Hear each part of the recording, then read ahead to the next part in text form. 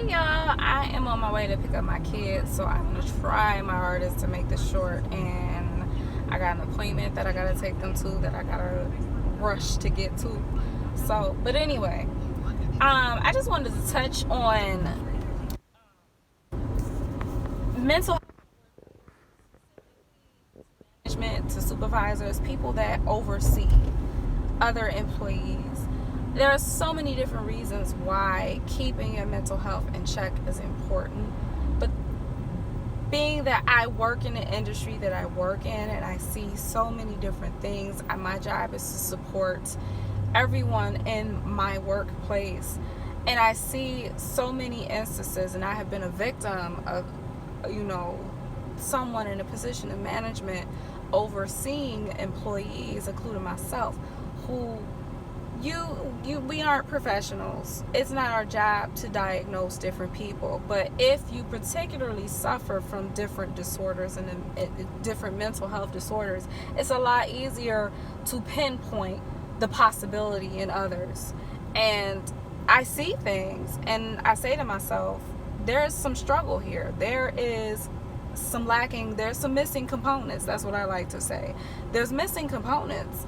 And this person, I don't know their personal story, but I often see, just by their attitude, just by the different things that they say, a lot of these individuals do not believe in getting the help that they need, or they make jokes about people being crazy, or they say things that are indicative of the fact that they are not supporting themselves the way that they should. And it could be for various reasons. It's not my place to judge. However, it is my responsibility as a person with my work background and what I do, is my responsibility to put the message out there that if you are overseeing different individuals at your workplace, you got to be put together. You have to be okay in the mind, because you are responsible for other people. You have to communicate with them. You have to discipline them. You have to train them. You have to oversee them. You are responsible for so many things with these individuals. And some of them are going to come into the workplace and they're not going to be having good days. They're going to have attitudes about things. You're going to have that employee that they don't receive criticism well. And if you're coming at that person sideways, your method of communication isn't that great. You're struggling mentally yourself. How are you going to delegate properly? How are you going to be able to guide that person if you're not okay? If you are in a bad space, or even your job, it's bad enough that your job stresses you out, or you may not like where you are in life, or you're responsible for too much, or whatever the case may be. And on top of that, your mind is out of order.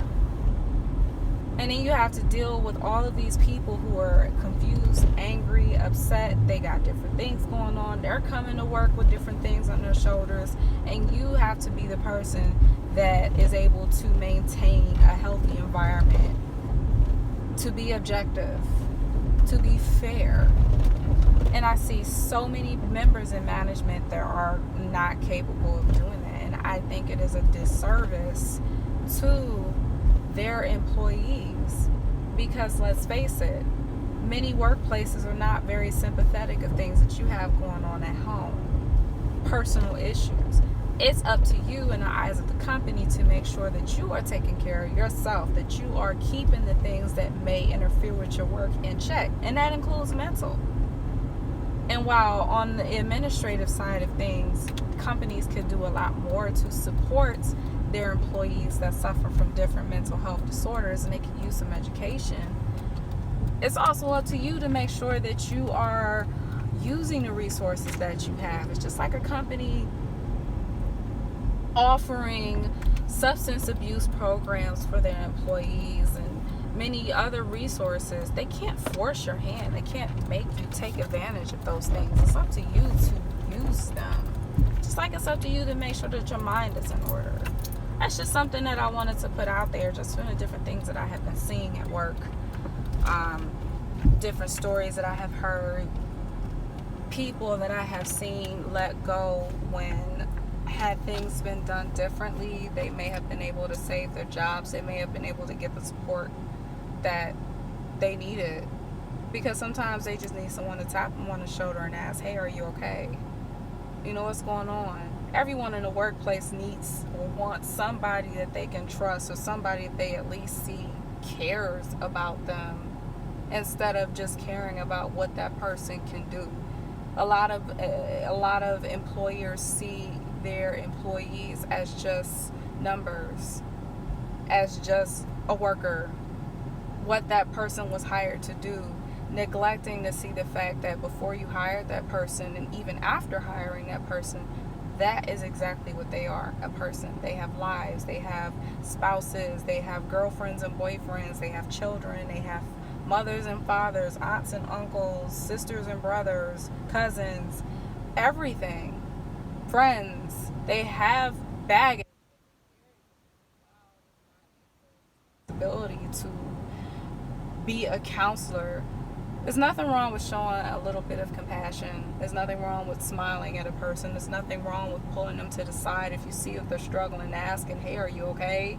Is this something I can help you with?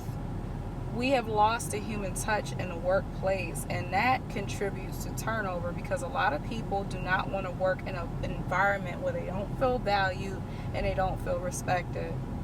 And I think if we bring back that simple human component, a lot of workplaces will be a lot easier to work in, and you will find much better results.